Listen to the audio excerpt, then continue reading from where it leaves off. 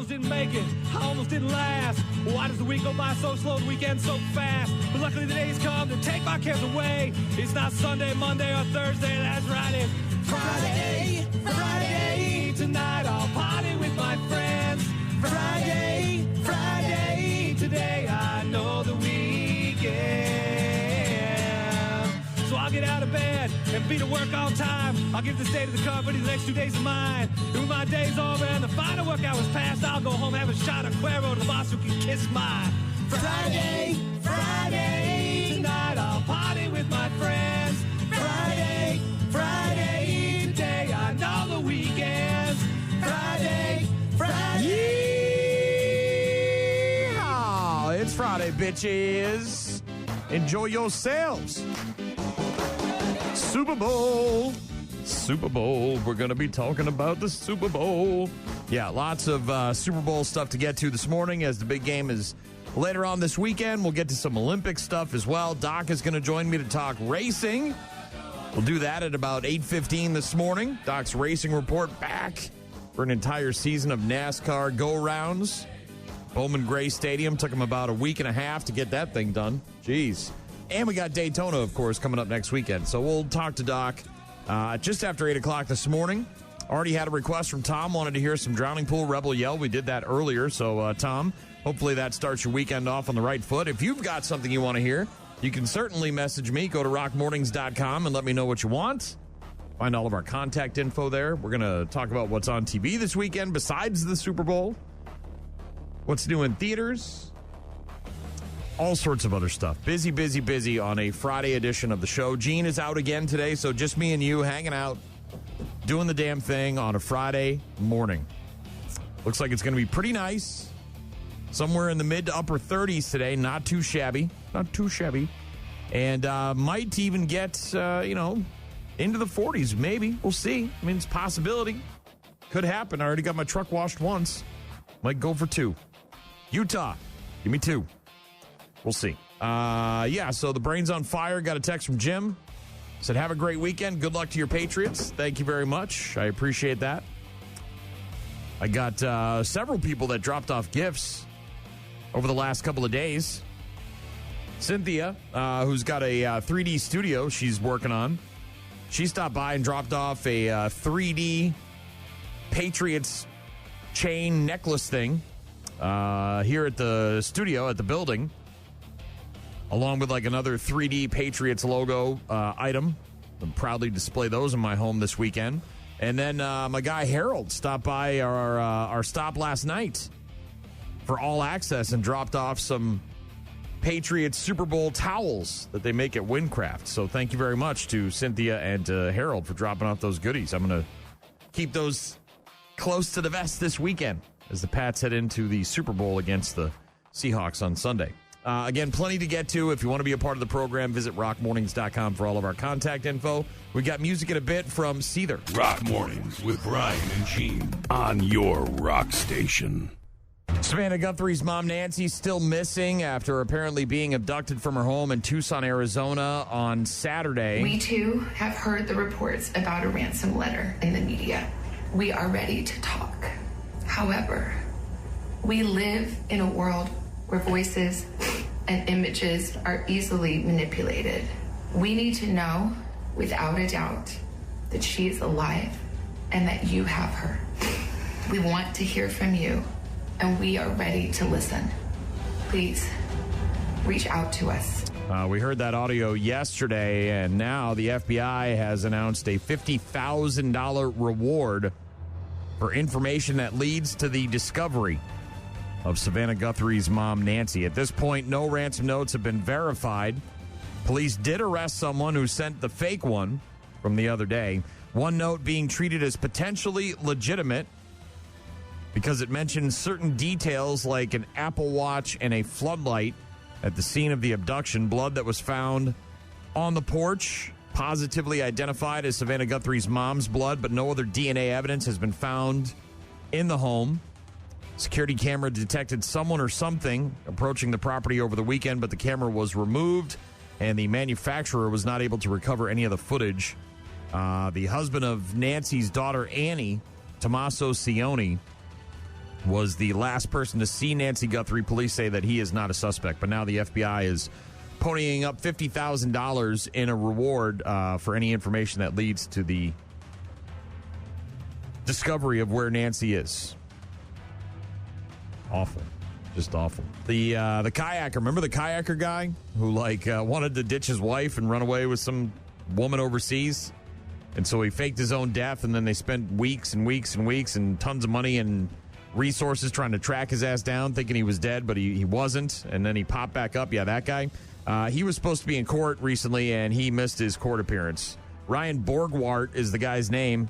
Faked his own death on Green Lake in 2024, fled the country.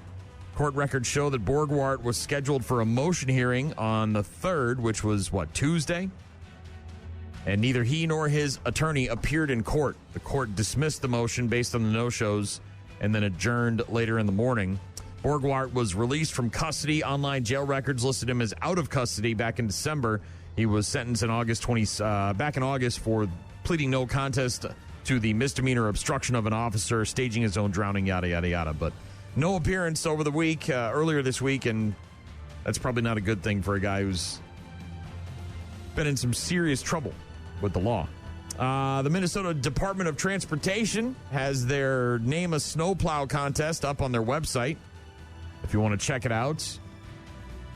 Below Zero Hero, Don't Flurry, Be Happy, Every Day I'm Shoveling.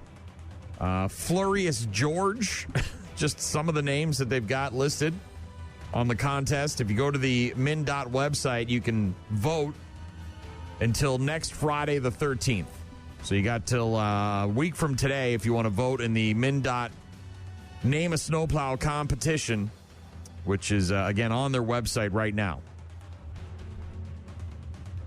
More than 6,700 submissions, narrowing the list to the 30 finalists: John Bon Snowy, LL Cool Blade, K-Pop Blizzard Hunter. All right, timely. The kids love the K-Pop. What else is on there? Say It Ain't Snow, Sled Zeppelin. There you go. That's a good one. Like that. Sled Zeppelin. MnDOT website for more information on the Name a Snowplow contest. And a previously issued nationwide recall on Chips Ahoy Baked Bites Brownie, or Brookie, not Brownie, is now being expanded to include additional pouches of the product. So the recall alert, which was issued on Wednesday, is now an expansion to a recall that was first announced right around Christmas. So if you've got any Chips Ahoy Baked Bites Brookies in your cabinets and your kitchen, you may want to take a look and make sure it's not part of this Chips Ahoy recall that's happening right now. Thanks again to Jim, who texted in, said, have a great weekend. Good luck to your Patriots. Thank you, Jim. Jacob texted in, said, what kind of person are you to kidnap an elderly woman and ask for ransom? A criminal. I wish we didn't live in that world, but we do, unfortunately. And you got to assume that they knew who she was, or the person who abducted her knew who she was and knew who she was related to. And hopefully they find her and get her back safely to her family. Again, we've heard reports that she's got some apparently medications that she needs to take, and they were saying that she would be okay for the first 48 hours, but after that it was, touch and go, and she's been missing for almost an entire week. So, again, the FBI offering up $50,000 in reward money for any info leading to Nancy Guthrie and where she's at. Foo Fighters in a couple of minutes. Sports on the way. Lots of Super Bowl stuff today, so stick around for that. If you want to be a part of the program, go to rockmornings.com. Rock Mornings with Brian and Gene. Find them online at rockmornings.com. Text from Jim earlier, wishing me good luck with the Pats this weekend. Thank you very much, Jim. Said it's getting into the 50s again down in Georgia, where Jim is living. Thank you, Jim. Brutally cold. Certain parts of the country, people aren't used to it in the South. The iguanas, they're falling out of the trees. Also got an email from Matt. Said, listening to you this morning, the naming of the snowplow story made me think of this. Thought you might enjoy the laugh. It's a septic company, the back of one of their trucks, Carter & Sons, and it says underneath the phone number, we haul milk on the weekends. Yeah. But I don't know if anybody's buying that milk. Thanks, Matt, for the email. Appreciate it. Hope you have a great weekend. The Bucks have won 2 in a row. What is going on? They're on fire. Easy there. Bucks have won 2 in a row. They're at home against the Pacers. That game is tonight. Tips off at 7 p.m. The Badgers are also playing Indiana. Not the Pacers, but the Hoosiers. And that game tips off tomorrow morning at 11 a.m. on Fox. Early start for the Badger men's basketball team after being off for like the last week. College basketball schedule is weird. Only got a few weeks left, too, man. March Madness is right around the corner. Right around the corner. Bucks indicating to teams hours before yesterday's 3 p.m. Eastern trade deadline they are going to keep Giannis, at least for the rest of the season. Lots of trade offers coming in from teams, including the Golden State Warriors, the Miami Heat, and the Minnesota Timberwolves. But apparently the Bucks said, nah, we're going to keep him for now, and my guess is he ain't going to play another game this season as they figure out what the hell they're going to do with Giannis. He, to his credit, in an Instagram story posted shortly after the deadline passed yesterday, Giannis said, legends don't chase, they attract. All right. Keep an eye on Giannis, see what happens. I highly doubt he'll be with the Bucks next season. Highly doubt it. Seattle Seahawks head coach Mike McDonald said yesterday that he fully expects the rookie Nickelback, no, not the band, the Nickelback for the team, Nick Emenwari, to play in the upcoming Super Bowl despite an injury scare with an ankle. He said that Emenwari suffered a low right ankle sprain when he rolled it in practice on Wednesday. Wasn't sure how much Emenwari would practice yesterday. Said he's doing great, moving around. Just got to make sure we handle it the right way. Probably going to be over careful and over cautious at this point to make sure we're rolling going into the weekend. NFL honors last night.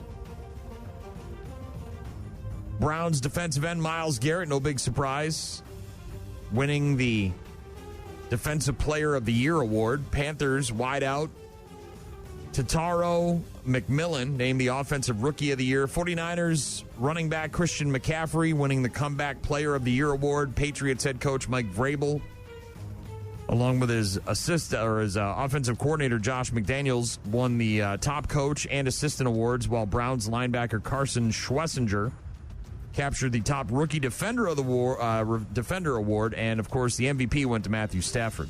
The 2025 AP Most Valuable Player presented by Invisalign is the great Matthew Stafford. Yeah, Stafford won the MVP award. I think he beat out Drake May by 1 vote.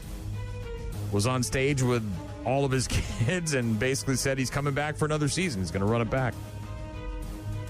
Also at the NFL Honors Awards last night, they revealed the Pro Football Hall of Fame class for 2026, led by quarterback Drew Brees. Drew Brees! Also getting inducted into the Football Hall of Fame, Larry Fitzgerald, Luke Kuechly, and Adam Vinatieri.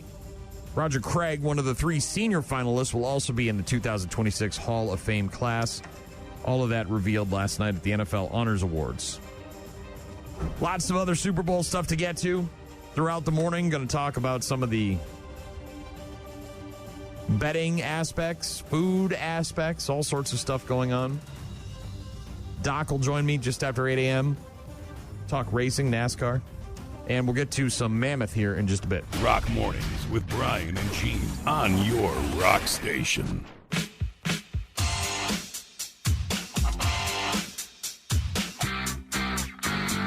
Oh, you know who you are. You've been doing your daily action, putting lots of overtime. You need some time off satisfaction. Just think how tough it's been.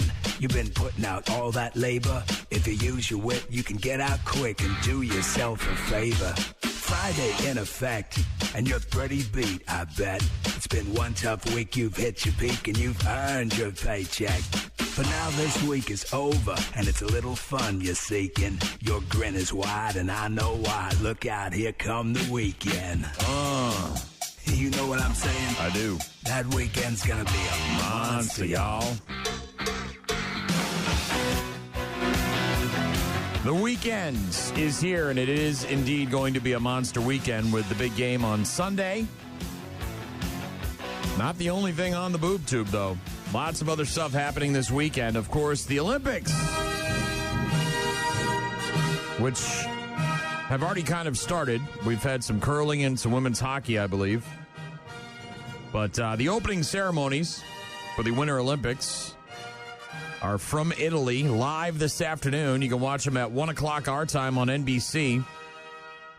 Or you can catch the replay at 7 p.m. NBC hosting live coverage of the games throughout the weekend, including primetime coverage each and every night. But yes, the Olympics get underway this afternoon with the opening ceremony at 1 o'clock on NBC. And if you miss it or you can't watch it, you can catch the replay at 7 p.m. Tonight on Stars, the first season finale of Spartacus, House of Asher. Over on ABC tomorrow, NBA Saturday primetime. Oklahoma City Thunder hosting the Houston Rockets at 2:30 in the afternoon, followed by the Lakers hosting the Warriors at 7:30 tomorrow night on ABC. Sunday, of course, Super Bowl 60, Seahawks taking on the Patriots at Levi's Stadium. Before the game, Green Day is going to do some kind of pre-show, pre-game show or something like that. Charlie Puth will be doing the national anthem. Brandi Carlile performing America the Beautiful. And, of course, Bad Bunny is the halftime performer. If you don't want to watch Bad Bunny, you've got options. The Puppy Bowl, of course, will be on the Animal Planet. And then you've got the Turning Point USA halftime show featuring Kid Rock, Brantley Gilbert, Lee Brice, and Gabby Barrett. Apparently that's going to be on YouTube, Twitter, and other news outlets. Sunday night on HBO Max, episode 4 of A Night of the Seven Kingdoms. And also on Sunday, this is on Peacock. If you are a fan of reboots, then this is right up your alley. Series premiere of The Burbs, based on the movie from 1989 starring Tom Hanks. Corey Feldman in that one, right? This version is about a young couple played by Keke Palmer and Jack Whitehall who move into the husband's childhood home, and then the wife starts to investigate the neighborhood's old secrets. You must be Rob Fisher's wife. Welcome to Ashfield Place, the safest town in America. We went from city loft to lawn so fast. I know living in my parents' house wasn't exactly part of the plan. Every day is the same thing. These people are crazy. It's the Burbs, babes. So what's the deal with that old Victorian house? It's haunted. There have been whispers of Murder. Who would move into a murder house? I did see him in the woods. I'm not sure what he was up to. I had to give him space. I was nude. In the woods? I was moonbathing. Oof. That's Sunday on Peacock, the series premiere of The Burbs, based on the movie from 1989 starring Tom Hanks. Jimmy Fallon is the only late-night show that's new tonight. He's got Chris Hemsworth, Mr. Beast, and Lil Uzi Vert. Kimmel and Colbert are in repeats. Seth Meyers preempted for Olympics coverage. If you want to get out, check out a movie this weekend. In theaters, you've got Dracula, rated R, another Dracula movie. This one stars Caleb Landry Jones as Dracula. This one kind of follows the Bram Stoker's Dracula with Keanu Reeves and Winona Ryder and Gary Sinise. Oh, not Gary Sinise, Gary Oldman, excuse me. Got my Garys mixed up. This is about a prince who renounces God after the death of his wife, then becomes a vampire, spends the next couple of centuries hunting for her reincarnated soul so they could be together forever. My order has been studying this for 400 years. And you're the first to have captured a specimen alive. These creatures are the result of a divine curse. What exactly did I capture? A vampire. For 400 years now, we've been looking for the source. Here you are. He comes to find his princess. Count Dracula.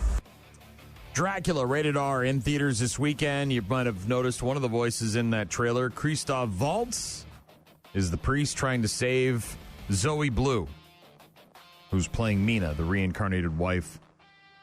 Rosanna Arquette's daughter, by the way. That's Zoe Blue. Dracula, in theaters, rated R. Also in theaters and also rated R, The Strangers, Chapter 3. Why are you doing this to us? Because you were home. Third movie in the trilogy, all of which were shot at the same time, then cut into 3 chapters. Maya, surviving the attack in the first film, managed to kill one of the masked strangers in the second film. And in this one, Scarecrow stops trying to kill her and instead tries to make Maya the new pinup girl in the group of the strangers. So that's in theaters this weekend. Now, I'm going to pass on that. I'm good. Also, this is kind of neat. A recording of Ozzy Osbourne just kind of jamming with some of his buddies after he was fired from Black Sabbath has now resurfaced after almost 50 years of being missing. The audio cassette is labeled Ozzy Last Day, and it features Ozzy Osbourne jamming with 2 members of what will become his next band, guitarist Randy Rhoads and the bass player Bob Daisley. This was before drummer Lee Kerslake joined them. Sounds like an old blues song that they're playing. None of the tracks would end up on the Blizzard of Oz album. A friend of Ozzy's, his name is Dave Jolly, found the tape in his attic. I've been away. See, that's him. That's him.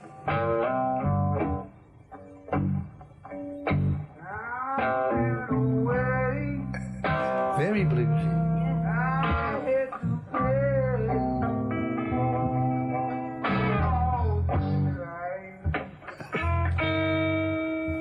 Well, as soon as I heard it, I thought, well, yes, that's us, and that's Ozzy's voice. I don't know what drummer that would have been on that tape, but it's definitely me and Randy and Ozzy. We knew straight away. As soon as we played together, we said, yep, it clicked, and we knew that it was going to work. Apparently the tape is not in very good shape. It's not apparently in any kind of condition to get cleaned up and formally released. But hey, dude, we're living in the world of AI, so we might see some previously unreleased, unknown of Ozzy music. I don't know how much more is on that tape, but a whole cassette tape of Ozzy back in the day after he had been fired from Black Sabbath. 46 years this tape was missing in this guy's attic, and he just found it. And I don't know, maybe we'll get some cleaned up tunes. Here's some old school Ozzy. Rock Mornings with Brian and Gene. Find them online at rockmornings.com. Rock Mornings with Brian and Gene. That, of course, The Offspring. Got a text from TJ. Said, I thought Travion got robbed. 1,131 total yards and 10 touchdowns compared to 1,014 yards and 7 from a wide receiver.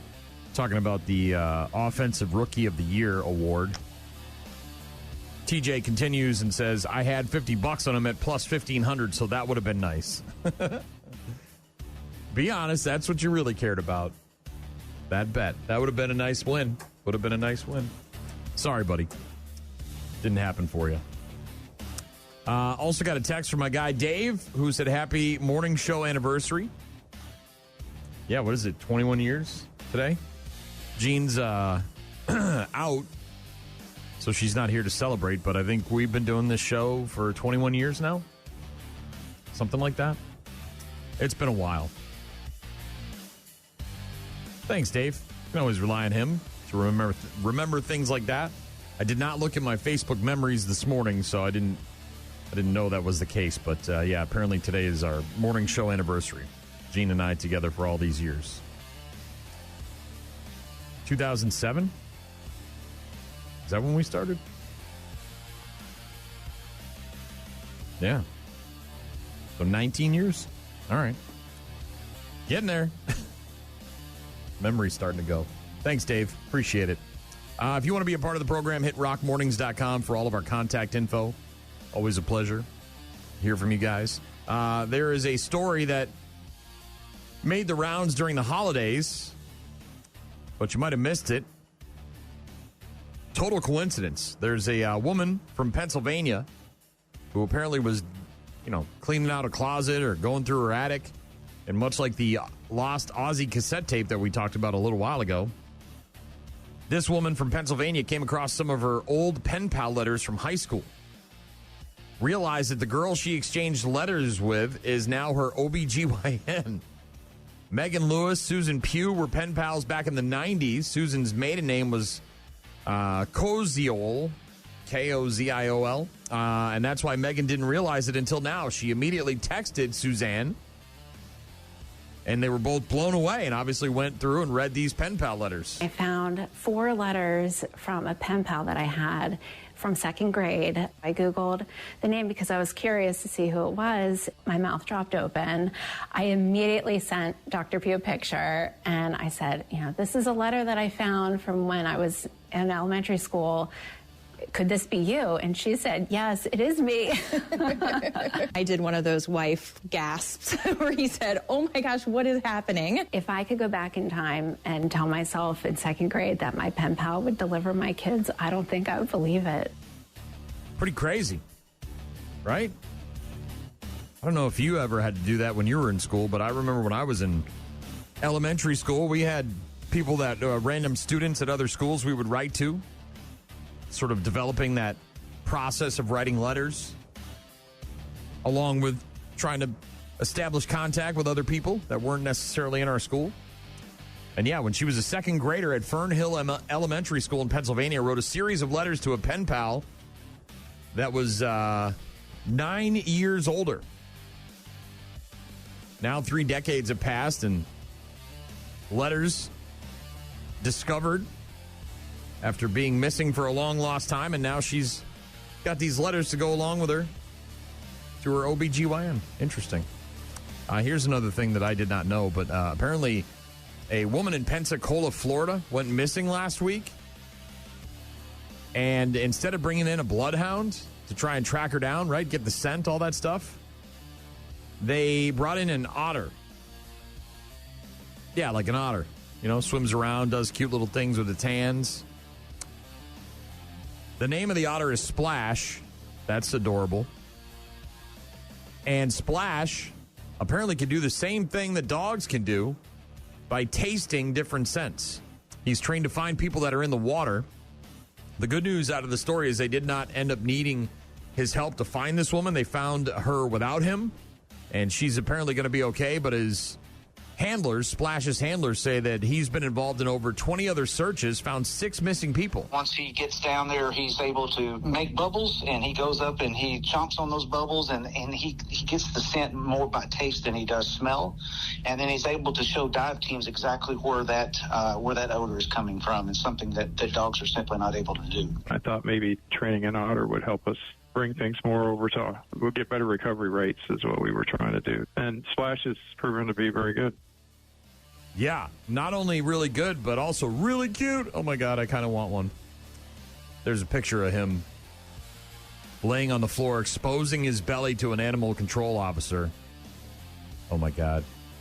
That thing is cute. I didn't know that. But apparently gets down there, makes bubbles, goes up, chomps on the bubbles, gets the scent more by taste than he does by smell. The Peace River Search and Rescue nonprofit organization based in Southwest Florida, bringing Splash to Pensacola, along with a German Shepherd trained for similar detection work. The dog was first sent out by boat to check out the area, but did not alert that the woman was anywhere in the area, so Splash also there on hand to try to help out, but thankfully they found this woman without Splash's help, even though he's been doing it for a while now. Otters, apparently. Who knew? Crazy. It's Rock Mornings with Brian and Gene. We're going to get to some Super Bowl stuff, lots of Super Bowl stuff. Also got some Cracker on the way. RockMornings.com if you want to get in touch with me. Rock Mornings with Brian and Gene. Start your day with Rock Mornings. What day is it? Today's Friday. Hey, you ready for this weekend? I don't know. What's this weekend? You know what this weekend is. Super Bowl! The Super Bowl kicking off Super Bowl Sunday. Super Bowl. Super Bowl. Who's going to win the Super Bowl? Super Bowl time. And away we go. Go time. Yes. Super Bowl weekend is here. The seafood is on its way from Maine. Fresh live lobsters. A crab dip. Some clam chowder. Wife's going to make some kind of chili cheese dip, apparently, and we're going to get some scrimps. Radioactive scrimps. Hell yeah, I'm going to be glowing by Monday. Radioactive scrimps.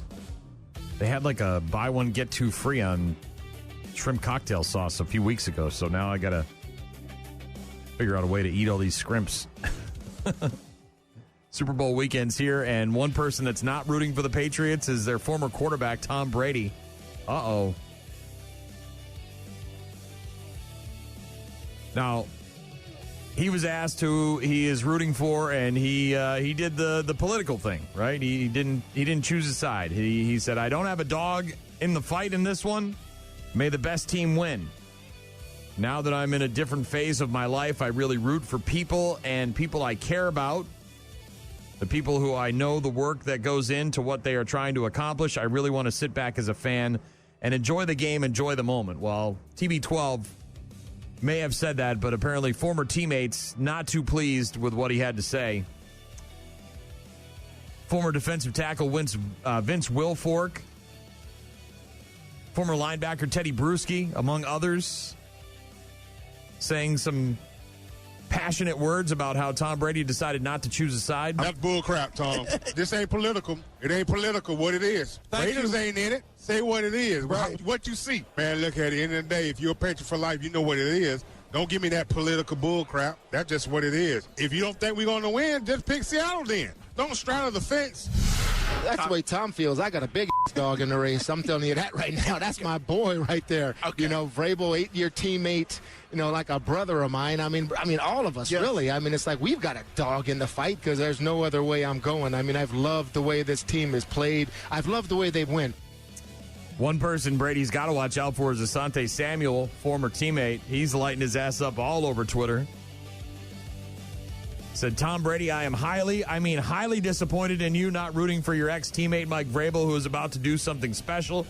I'm going to fire your ass up one of these mornings. Tag Brady, let him know I'm on his ass. That's Asante Samuel, former New England Patriot. Then he texted or tweeted a bit later on in the afternoon on the 4th, which was what, Wednesday?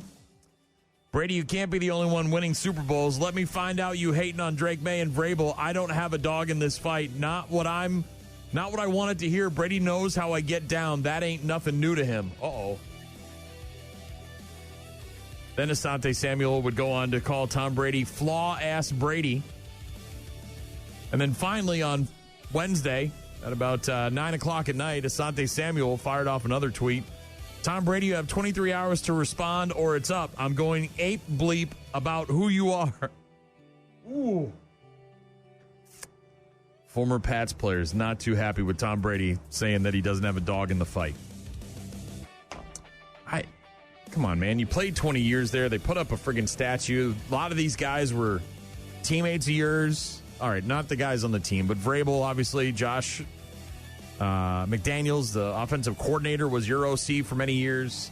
Robert Kraft, like a dad to you. I mean, come on. You can't say I'm rooting for the Pats. My guy Vrabes. By the way, most of America doesn't care. So they're like Tom Brady. New poll online says 47% of Americans have no opinion about who should win.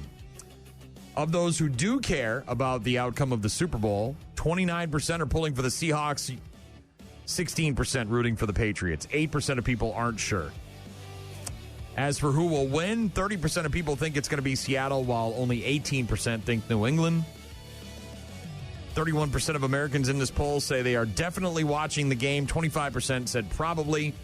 That means 56% of people are likely going to watch the Super Bowl. 21% of people in the poll said definitely not. And another 15% said probably not.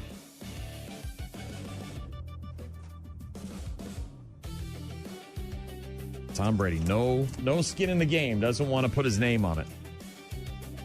I don't know. Is it because he's a part owner of the Raiders? Is it because of the Fox Sports thing? Is he just that salty? Is he that devoid of human emotion? Is that what it is?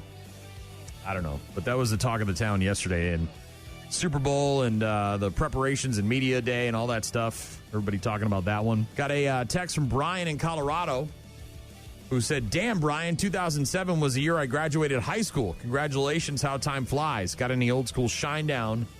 I'm not picky. I do have old school Shinedown. I can get to that in a bit. And yeah, Jean gave birth to her youngest daughter many years ago. And I came over here back to the Rock, to the station we're on now, in January of that year, and sort of held down the fort for a month or two. And then when she returned from maternity leave, we started the show in February of 2007, and here we are now 19 years later, coming up on 20. It's crazy. I'll get to that Shinedown in a bit. Thank you, Brian. Right now it's Cracker. Rock Mornings with Brian and Gene. Find the daily podcast at rockmornings.com. Here come the Winter Olympics, the red-headed stepchild to the Summer Games. No, I'm not kidding, they're coming. The opening ceremonies are actually today. Slipping, sliding, falling down a mountainside, gravity and ice meet for some winter fun. All the good stuff taped delayed for prime time. Why's that skier have a loaded gun? The Olympics beginning yesterday. Yeah, women's hockey. Haley Skamura scoring twice. The U.S. open up the Winter Games with a 5-1 win over Czechia. Alex Carpenter had a goal and an assist. The captain, Hillary Knight, and also Joy Dunn scored for the Americans, who improved to 8-0 over the Czechs in international play. Erin Frankel making her Olympic debut in net, stopped 13 shots. Boy, that's a nice, easy day, huh? 13 shots, don't have to worry about too much. Layla Edwards had an assist while becoming the first black female to represent America in hockey at the Olympics. Congratulations to her. The only other scheduled Group A game between the defending Olympic champion Canada and Finland was postponed to the 12th, next Thursday. The Finnish roster was down to 8 skaters and 2 goalies, with the remaining 13 players dealing with a stomach virus that hit the team earlier this week. Yeah. As they say in hockey, let's do that hockey. They were trying to do that hockey, but they apparently had the bubble guts. And so Canada and Finland postponed till next week. But USA kicking ass, taking names. Let's get that gold, girls. Let's get that gold. Winter Olympics, by the way. A lot of snow, a lot of ice. Apparently, one of the American hospitality houses was the ice house. But they protested because it's ice, and I don't know what world we're living in, but I don't know. The Ice House, which is the hospitality house being hosted by U.S. sports teams in Milan for the games, has now officially been renamed the Winter House. Quote, our hospitality concept was designed to be a private space free of distractions where athletes, their families, and friends can come together to celebrate the unique experience of the Winter Games, said a release from the house sponsors USA Hockey, U.S. Speed Skating, and U.S. Figure Skating. So, yeah, apparently people got butthurt because it said Ice House, and which has absolutely no relation or correlation to the immigration issue that's going on. It's just the word ice. It's on the ground here. It's on the ground in a lot of places. What are we doing? Comical. Worry about winning the gold medals. Don't worry about what the name on the outside of the building is. Who cares? Good Lord. Olympics, though, kicking off this afternoon with the opening ceremony at 1 o'clock on NBC. If you miss it or you can't watch it, you can, of course, tune in tonight for the replay of that. primetime coverage all over the NBC family of networks. New sport, too. Well, there's a bunch of them, but there's some kind of like cross-country mountain climbing skiing thing where they like strap a pair of skis to their back and they climb up the mountain and they ski up part of it and then they ski down the other side. Some kind of crazy mountain climbing skiing thing. Yeah. I'm here for the hockey. Looking forward to the hockey. It's always good. The bobsled. I like to watch that. Those things, especially, when there's a disaster on those things are moving, man. It's crazy. Occasionally you get a little wardrobe malfunction. Those suits, man, they're on so tight. Remember that one, the girl a bunch of years ago? They got to like back and forth and rev this thing up essentially at the starting line, try to get the inertia going. And the one girl was like trying to like get this thing going and she bent over a little too far and her suit snapped and her cheeks were clapping. So yeah, you have the potential for some wardrobe malfunctions with that. That skeleton is crazy too. That's the face first one, right? Where you're on like a toboggan, like an old school wooden toboggan going down. I know it's not wooden. It's a plastic. It's high tech, all that stuff. But not to mention, I might tune in for some of the ski jumping stuff with the Winter Olympics with all this scandal going around with the suits and with the junk. People are injecting their junk to get more lift. I saw something where like they said if you can get 2 centimeters of extra coverage there or extra size, you can get like an extra 5 meters of distance. So it's not like you got to like go crazy with the injections. I'm still not doing it, but man, I'd see some guy flying through the air with a third leg. Apparently they're microchipping their suits to make sure that they don't have any problems with this whole ski jumping suit thing. But Winter Olympics kicking off, obviously Super Bowl as well this weekend. Bucks play tonight. They've won 2 in a row. They're at home against the Pacers tonight, and the Badger men's basketball team also taking on Indiana. That game tomorrow at 11 a.m. on Fox. A busy weekend of Olympics, man. Go USA. Kick some ass. Bring home some gold. By the way, the medals. U.S., the gold medals and the silver medals, decent amount of money. New report found the gold medals are worth more than ever this time around. And this is the raw materials that they're made of. We, of course, had the Paris Olympics where they were putting in metal from the Eiffel Tower? The gold and silver prices are through the roof this year. So somebody went online to take a look at how much each of the metals would be worth if you just melted it down. The gold medals would be worth about $2,300 a piece. They'd be worth a lot more if they were just solid gold. Unfortunately, just the outer layer is gold. Silver medals, $1,400. Silver prices dropping back down a bit, but they're still hitting all-time highs, especially last week. And the bronze medals won't get you diddly-poo. You might be able to buy yourself a value meal at McDonald's. $5.60. The bronze medal is actually made of copper, not bronze, worth way less than silver and gold. So if you want a bronze medal, melted it down, you'd, again, have about enough for a Happy Meal. Good luck, Team USA. Let's kick some ass in those Olympics. We'll get to that requested Shinedown for Brian in Colorado in just a couple of minutes. Rock Mornings with Brian and Gene. Weekdays, 6 to 9. Rock Mornings with Brian and Gene. Requested Shinedown for Brian in Colorado. Just got a text from Dale who said, good morning, Brian and Gene. She's not here, Dale. Said, mind blown. I couldn't believe when I heard that you've been together for 19 years. My boss introduced me to the show when it was Frankie and Gene.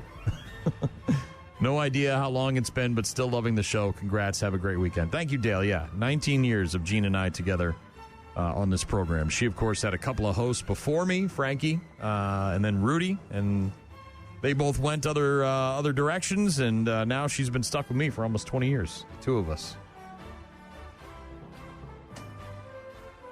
Crazy, right? As I mentioned earlier, lots and lots of Super Bowl stuff today as we get ready for the big game.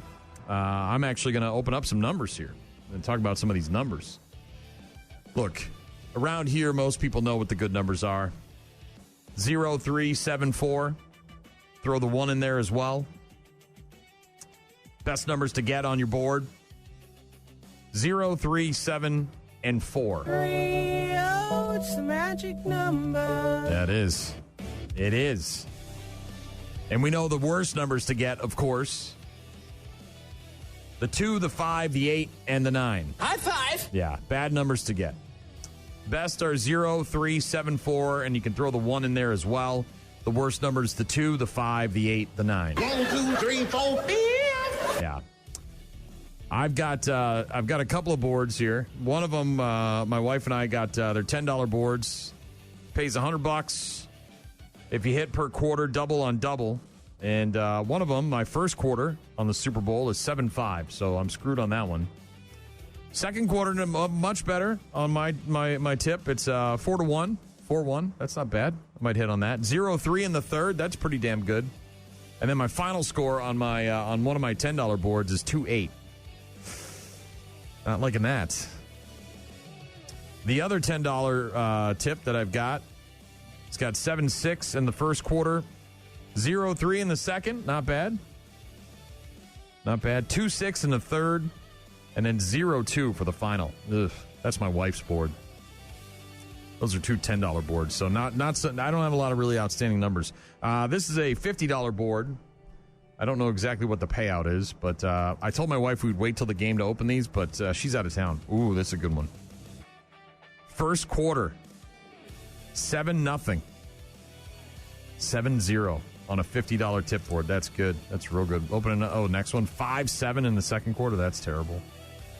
1-2 in the third. I like that one. Oh, here we go. Oh, yeah. Oh, I think I might need to change my shorts. A $50 Super Bowl tip. Final score, 1-4. Oh. That's good. The other $50 board that we got, I'm opening these against my wife's wishes. How about a 4-0 in the first quarter? That's not bad. 2 touchdowns from the Patriots in the first quarter. Oh, a 7-0 in the second. Man, these numbers are slapping. 7-7 double. Oh, there we go. Let's go. 7-7 in the third quarter. What's the final here? 0-0 in the final. Man, that one is killer. That board has got all the good numbers on it. No 5s, no 8s, no 9s, no 2s, nothing but 4s, 7s, and 0s. Oh, I like that one. A couple of $50 boards, a couple of $10 boards, whatever you got, I hope you hit on your numbers. But it's funny, there's a website actually out there called tropicalfruit.com, and they wrote up a big article about the best numbers to get. Like, we don't know. Come on, brah. We know what the best numbers are. They say the 5 best squares to get if you're on a traditional board as opposed to a tip are 0-0, 7-0, 0-7, 3-0, and 0-3, obviously. But good luck to you, whatever you got on your Super Bowl squares. They were trying to get me on one here at work, and I'm not feeling it. Super Bowl Sunday, by the way, the second biggest pizza day of the year, right behind New Year's Eve. And the states that order the most pizza on Super Bowl Sunday, number 1, Delaware. Yeah, state of Delaware. Is this based on population numbers? Michigan comes in at 2nd, Pennsylvania at 3, Florida at number 4, Ohio, Arizona, Nevada, Maryland, Illinois, the only representative in the top 10 from the Midwest, and then South Carolina. The state that is least into pizza on Super Bowl Sunday, North Dakota. For whatever reason. We're not doing pizza. We're doing a little seafood thing. Got, as I mentioned, some lobsters from Maine. Pizza. Got some dips. Going to do some scrimps. And someone on the internet also asked people what they're planning on doing if they're not going to watch the Super Bowl. We had those stats earlier about the percentages of people that are not going to be watching. Somewhere around like 30% of people not going to be watching the Super Bowl. Somebody said go to the gym and hope nobody else is there. Yeah. It's kind of like working out early in the morning, right? Tends to be less people. Somebody said they're going to go to Costco.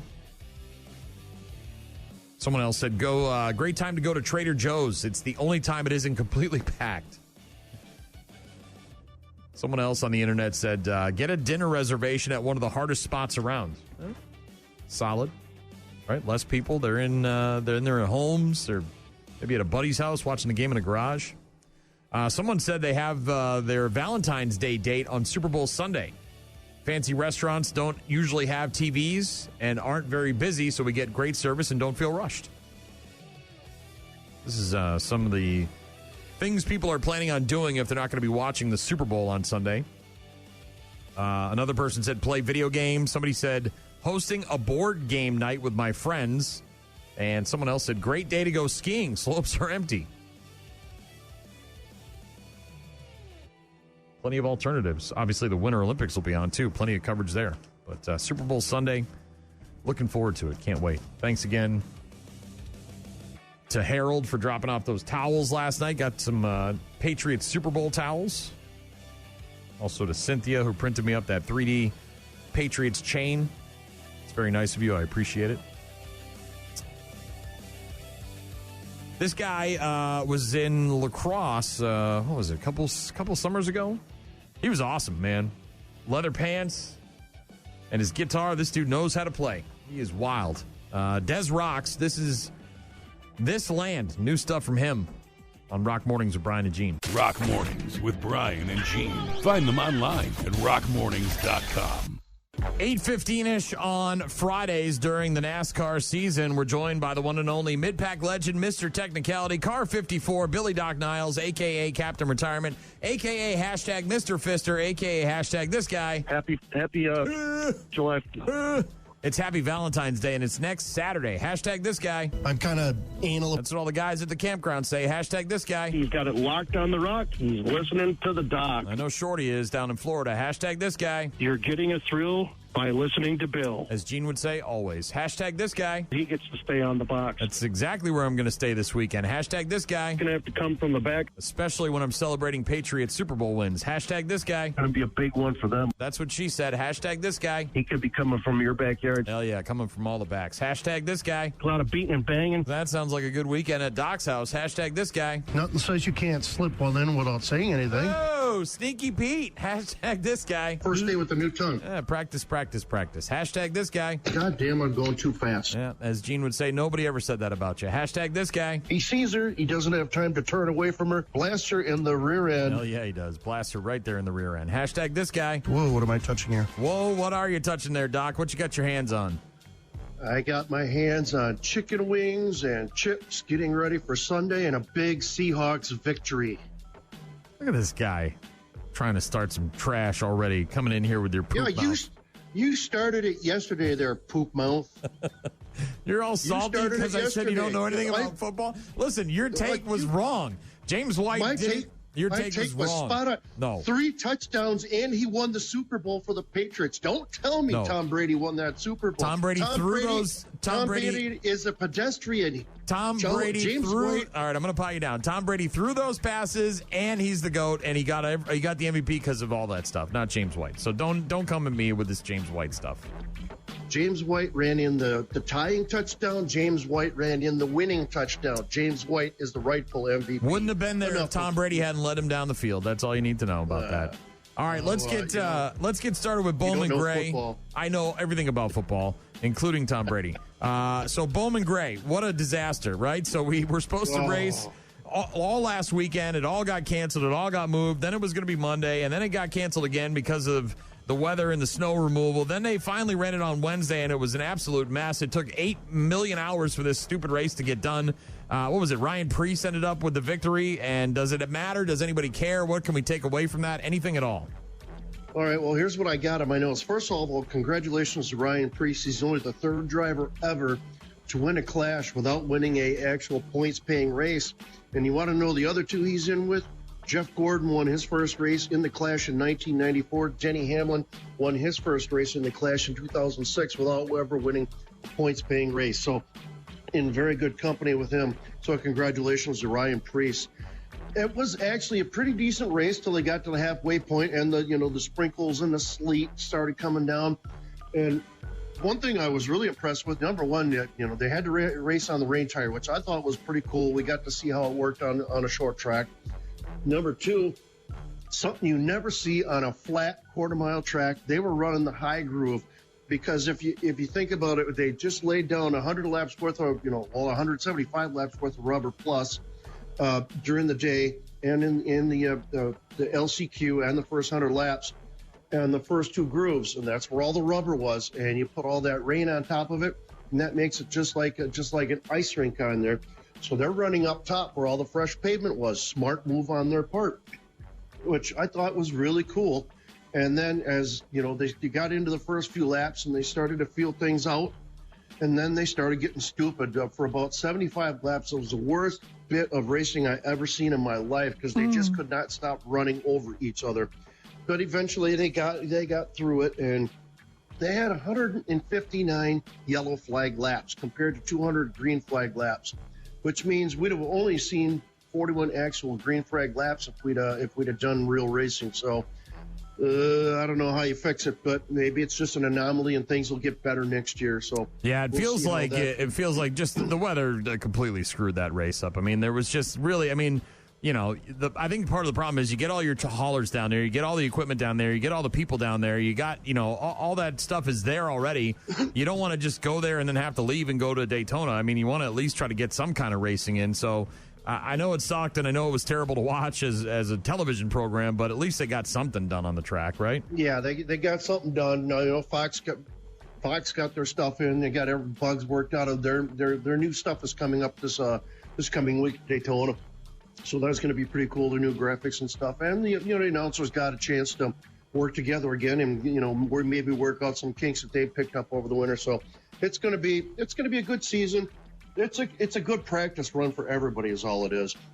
Speaking of Denny Hamlin, he announced on Wednesday that he retore the labrum in his arm that he just had surgically repaired 2 years ago. Now, what had happened is he was walking through the charred remains of his parents' house last month, tripped and fell, and hurt and tore the muscle again. Man, we got to get that guy in a bubble and get him away from any kind of situation like that. Yeah, so he's basically going to do what he did 2 years ago, and he's going to tough out the whole season because if he has surgery right now, he's out the first 4 months. If he has surgery right away after the end of the season next year, it's a good possibility he'll be ready to go by Daytona time. So he's going to be one to watch. He plans on doing rehab. And I would assume not, and we'll get into that, something like this in a minute, not taking too many painkillers because you can't exactly do that while you're racing a car. Speaking of getting into a car, Brad Keselowski is scheduled to go through a medical and physical evaluations later today to determine if he is fit enough to drive his car in next week's Daytona 500. Now, if you remember, Keselowski broke his leg in a skiing accident in December and has been going through intensive rehab to prepare for next week. The main objectives for today is, can he get in and out of the car? Can he get out of the car quickly if emergency arises?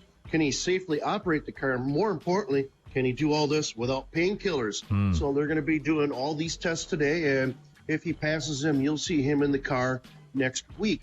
Now, what do we got? A couple more things here. Spire Motorsports announced yesterday that they have signed Carson Hocevar to a long-term extension. Details were not released to the driver of the 77 car. However, they did say it would last into the next decade. If you like reading cool stories about local racers, the February edition of Speedway Illustrated is right up your alley. The cover is graced with an awesome picture of our 2025 Lacrosse Fairgrounds Speedway and national champion Jacob Gady. Inside is an awesome 5-page spread and pictorial about his season, his career, and what the future looks like for our 2025 champion. So I would say go online and find out where you can pick up the February edition of Speedway Illustrated. Now, next week, they're going to be qualifying for the Daytona 500. Now, they're going to be lining the haulers up on Tuesday at Daytona. On Wednesday, they're going to be qualifying. The scheduled qualifying is set for 7 p.m. our time on Fox Sports 1. So they'll be doing practice all day Wednesday, and then they're going to be doing qualifying Wednesday night at 7 p.m. This just sets the front row for the Daytona 500. First and second in qualifying, only 2 guaranteed spots when it comes to where you line up on Sunday's 500. On Thursday night, they're going to be running the duels. The odd qualifiers will be in the first duel. Even qualifiers will be in the second duel. They line them up. They run for 150 miles, and how you finish is where you will line up for the Daytona 500. And the nice thing about this now, they've made the top 10 spots in each duel season points paying. So you could come out with some points here if you finish in the top 10. The first duel is set to go off at 6 p.m. Thursday night our time, with the second duel right around 7:45 our time, and that is also on FS1. So, lots of stuff going on next week. Make sure you pay attention to FS1. If you have Sirius XM, they got a lot of good coverage on their NASCAR channel, which as soon as Brian gets done with all the emails, I flip over to FS1 every morning, especially this next week or two, see what's going on at Daytona. So a lot of stuff going on. We'll get you all set up for the Daytona 500, let you know who to root for in all three races next Friday, Saturday, and Sunday. Hey, race teams, it's smoker season. The smokers are starting next week with a Daytona 500 party already on my list. So if you have a smoker, a race party, or fundraiser going on, if you can hear my voice, it doesn't matter what racetrack you race at, we'll give it a mention right here on this spot. Just get to the Midwest Racing Smokers page on Facebook, get all your information on there. I'll get it in my logbook, and on Friday mornings before your party, we'll give it a mention on Doc's Smoker Calendar, which, like I just said, returns with a big 500 party next week. Remember, wherever you're at in the country, take your family out this weekend and enjoy a great local short track. Doc's Race Report is brought to you by our friends at County Materials on Empire Street, Holman. Go Seahawks. That is this week's Race Report. All right, you're banned for life. You can't come back on here ever again. Get your stupid Seahawks take out of here. Stuff it up your ass, all the things. I hope your eyes fail you when you go to the doctor today and your heart gives out. I can't stand you. Stop talking about the Seahawks, not even your team. You're just doing that to egg me on. Yes, I am, and it's working. Making me sick. Talk to you next week, buddy. Love you, Doc. We'll talk to you next Friday. Always a pleasure. The DOC each and every Friday during the NASCAR season joining us at about 8:15, and that means Bad News, Happy Music is coming up next. Rock Mornings with Brian and Gene. More from Brian and Gene is coming up. You're about to enter a beautiful, exciting, wonderful new world. A cockroach living in your nostril. Now that's just nasty. Add in some haven't pooped for 30 days. Poop is raining from the ceilings. Poop. And sprinkle in some hashtag Florida Man for flavor. Florida Man. Florida Man. Florida Man. Florida Man. Florida Man. Florida Man. Florida Man quits his Burger King job, steals all of their chicken nuggets. It's bad news. Bad news. With happy music. Let's rock. I don't know what the hell to make of this. I don't know what the hell is going on in this world today. I'm glad that I don't have a lot of years left on this planet because I don't think I'm going to be able to stand it much longer. I got to be honest. And I'm not praying for the end. I don't know what the hell to do. This is the most craziest thing. I don't delve into this stuff very much because I don't get into the AI, but a Reddit clone called Moltbook just launched, but you can't join it. So it's similar to Reddit. It's a clone of Reddit, but it's called Moltbook, Moltbook. It's a social media website just for AI robots. Some guy launched this thing as a way for the bots to communicate with one another. It's read-only for humans, so you can go there and you can view this thing and see it. Only AI agents can post, comment, and vote. Millions of bots are already on this Moltbook. They've been discussing everything from movies and sports to the meaning of life. Don't worry, I haven't gotten to the crazy part yet. They're even talking about creating their own language so they can, quote, communicate privately without human oversight. Well, that's good. What was the day that Skynet launched? August something or other? So we got about 6, 7, 8 months. See what I did there? So that's obviously very crazy. But here we go. Here's the even more crazy part. Another site just launched this week that lets AI agents use you, a human being, to get things done. It's called rentahuman.ai. AI bots can go to this website, rentahuman.ai, and hire people to do stuff for them in real life. So we're no longer controlling the Sims are controlling us. As of last night, over 150,000 people had signed up to be rentable at rentahuman.ai. The site refers to these people as meat space workers, and we are officially in the 7th level of hell. It can't be bargained with. It can't be reasoned with. It doesn't feel pity or remorse or fear. and it absolutely will not stop. Ever. Until you are dead. Yeah. So if you're like me and you're anti-AI, this is not a good sign for us. It's time to really start working on those bunkers and getting ready, because Skynet's about to take over, if this is true. Rentahuman.ai. And people that breathe air and have brains are signing up for this so that an AI bot can go tell them what to do. This is ridiculous. Unbelievable. I don't even know what the hell's going on anymore. I do know that there's been some funny videos coming out of Florida, as there always is, because it's gotten so cold down there recently that the iguanas are falling out of the trees. I saw one guy who made himself an iguana blanket, like he laid down on the sidewalk and covered himself with a whole bunch of frozen iguanas. They're also taking the iguanas and making them into pizzas and tacos, apparently. It's almost like they go totally to sleep. Generally speaking, if it warms up quickly afterwards, they can recover. But smaller animals sometimes will not recover. I knew of a gentleman who was collecting them all over the street and just throwing them in the back of his station wagon. And all of a sudden, as he's driving down US 1, these things are coming along and crawling on his back and almost caused a wreck. So, unexpectedly frigid temperatures in Florida causing some of the iguanas to become cold stunned and then fall out of the trees. And there's an iguana trapper that goes by the name of Ryan Izquierdo, who apparently got a few of these reptiles and brought them to a local pizza joint called Buck's Coal Fired, where they collaborated, stop, collaborate, and listen, on an iguana pizza using the legs and the tail to make these pizzas. If you bring iguanas to this place, they'll make you a pizza. Let's see if it's true. I need an iguana pizza now. All right, guys, let's make an iguana pizza. We're gonna call this one the Everglades. Olive oil, chunk bacon first, venison for the star of the show, iguana. This is the first iguana pizza in the history of mankind. Here we go. First bite, loaded with iguana. What do we think? Unbelievable. It really tastes like frog leg. It's a little bit sweet. Everglades pizza, world's first iguana pizza. Iguana pizza.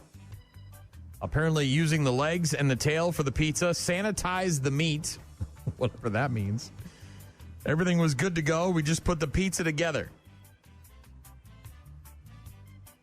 What does it taste like? Do we know? Does anybody try one of these? Man, look at the size of some of these things. Good Lord.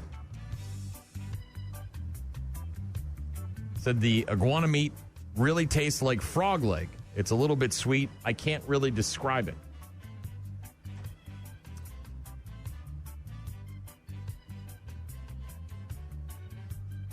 Also making iguana omelets, apparently.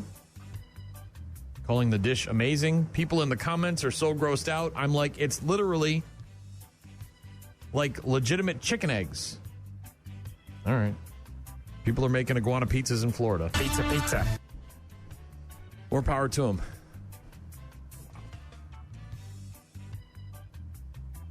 Woman in L.A. suspected of DUI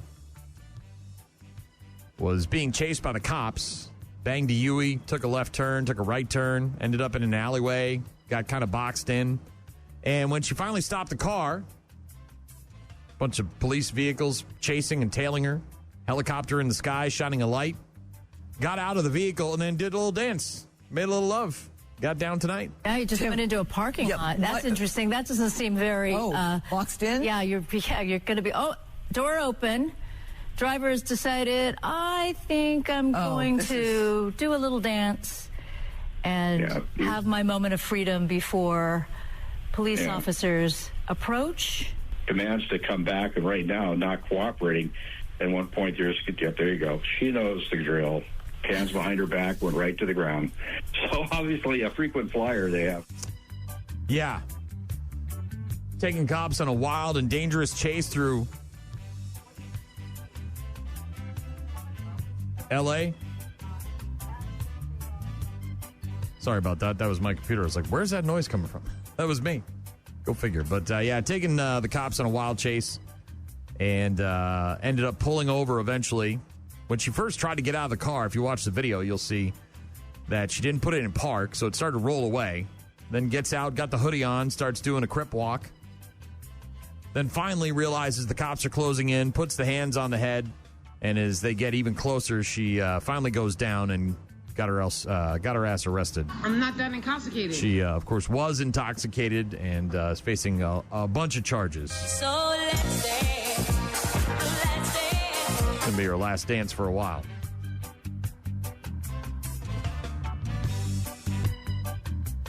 Elsewhere, right back here in the state of Wisconsin,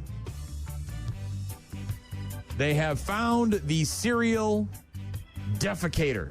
This is in Stoughton, Wisconsin. We've actually talked about this before. Somebody has been pooping in a park in Stoughton, Wisconsin. Human poop. Now, I don't know what the purpose of this is, if they're mad at the people that run the park or the city or the state or what the hell's going on, or if they just have a fetish. But they apparently have been monitoring this situation for a while and then set up a sting operation with a drone. I'm the party pooper. Stoughton police said they used a drone to catch a serial defecator in the act at a city park just yesterday morning. Police began to investigate after multiple residents reported finding human feces and used toilet paper at the park. Well, at least they're wiping, right? They're not just walking around with a dirty ass. Officers using trail cameras to track the incidents established a pattern that a 46-year-old woman was defecating in the park during the early morning hours. So she would go out there before anybody was up, going for their morning walk, trying to get their Starbucks and just take a nice big hefty dump in the woods. Thursday morning, police deployed the drone at the park, recorded the woman defecating. The best part is they got like the heat cam, so it looks like Predator, and she's got her hands up and just having a day. You can almost tell in the picture, too, that the pants are down around the ankles. Police made contact with the woman and cited her for indecent conduct. Everybody's really sick from that restaurant. Oh. But it wasn't the restaurant. Oh, no. Lillian, oh, no. Where are you going? I need a bathroom. Help! Oh, no. Where are you going? What are you doing? No! It's happening. It's happening. It happened. What are you doing? It Don't happened. you dare ruin that dress. Don't you dare ruin that dress! Is there a lack of public restrooms? Is that the deal? It doesn't feel like that, right? It feels more like it's some sort of disagreement with the community. Maybe some sort of mental illness. Maybe just a fetish. Maybe just some sort of I like to poop out in the woods fetish, in the city park fetish. I don't know. But they caught her in Stoughton, Wisconsin. 46-year-old woman living her best life, pooping it out in the open, in the public. The mad pooper of Stoughton, Wisconsin. If you there's not a lot to the story, by the way, if you give it a Google, but the picture is classic. Hands up, out there, and a bunch of sea of blue, and just a nice little heat signature, and just, oh man, they got me. Oh, they got me. Yeah, all right. Turn myself in. Bad news, happy music. Last one. I think we had a story. No, we did actually, but I can't remember what day it was. It was earlier this week. We had a story about a couple of people that argued over some French fries, and one of the guys got shot and killed. This is in Texas. This did not result in a murder, death, kill. This did result in the cops showing up, however. In Pennsylvania, they responded to a residence to handle a domestic disturbance with no weapons and no intoxication. Poop again! Oops, that's not the one I wanted.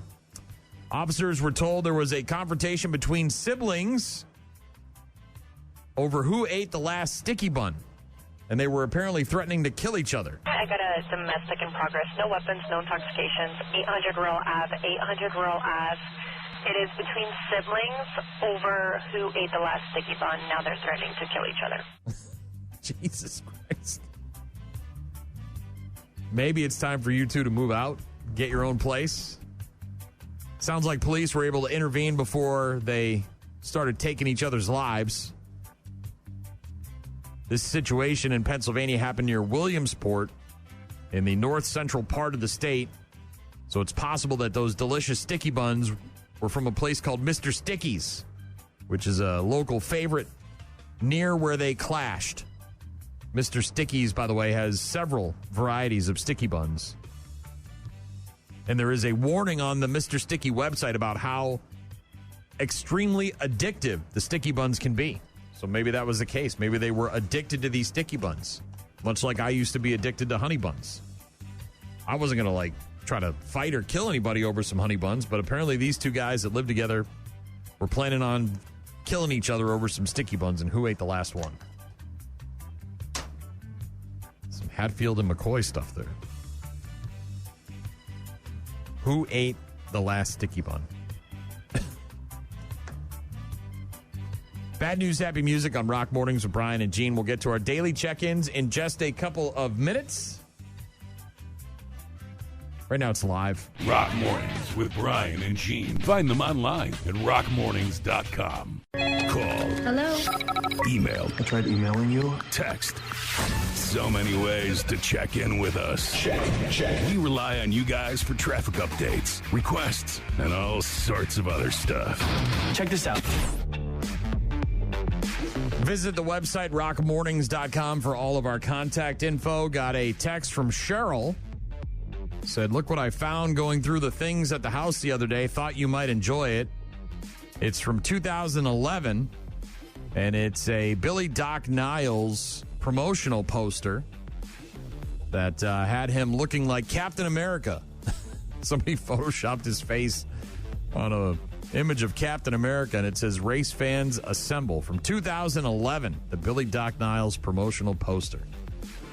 Thank you, Cheryl. Appreciate that. Very good. I like seeing old stuff like that. Dean texted in, said, sounds like the brothers fighting over sticky buns might have been stepbrothers. What are you doing? I'm burying you. Yeah. Could have been.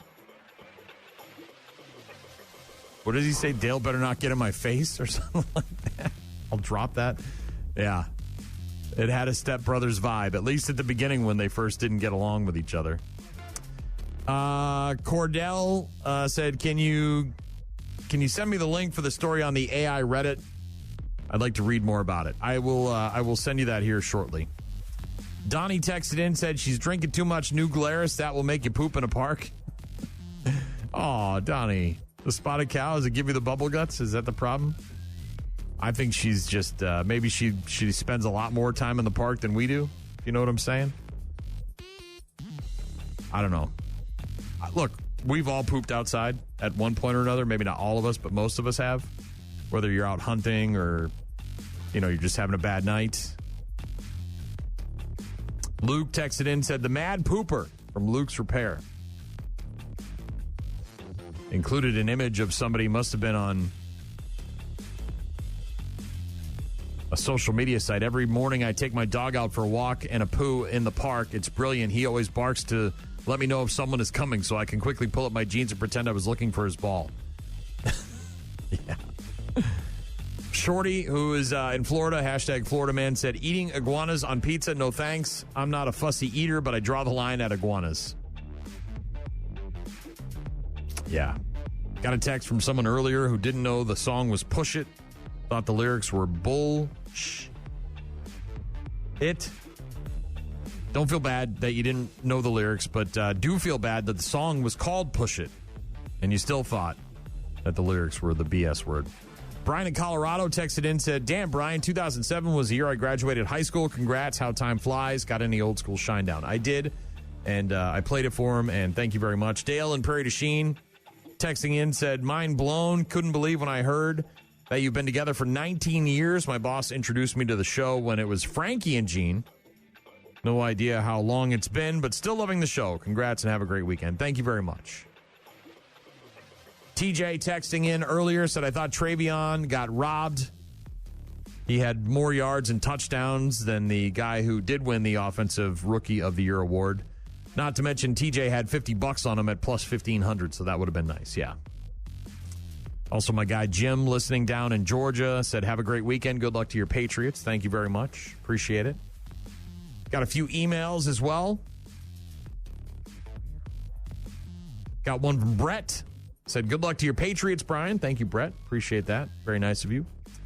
Also got an email from Matthew. Said that he's a Packer fan, but he's cheering for the Patriots this weekend. Thank you, Matt. It's very nice of you. I appreciate that.